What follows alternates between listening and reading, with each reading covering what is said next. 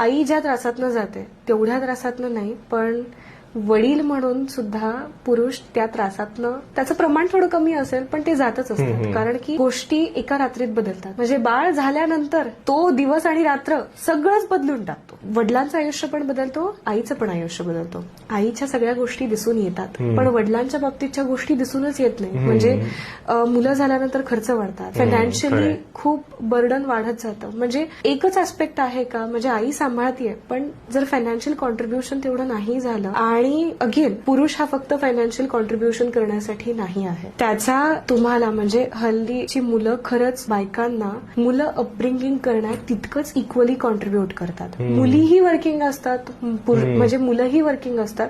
त्याच्यामुळे माझ्या बघण्यात जेवढी आलेली आहेत खरंच त्यांना मुलींच्या वेदना कळतात, पेन्स कळतात, आणि म्हणजे डिरेक्टली इनडिरेक्टली पुरुषांचं सुद्धा ह्याच्यात तितकंच इक्वली कॉन्ट्रीब्युशन आहे. म्हणजे प्रेग्नन्सी सक्सेसफुल व्हावी, मुलांचं अपब्रिंगिंग सक्सेसफुल व्हावं, या सगळ्यात आईच्या इतकंच वडिलांचं सुद्धा कॉन्ट्रीब्युशन आहे.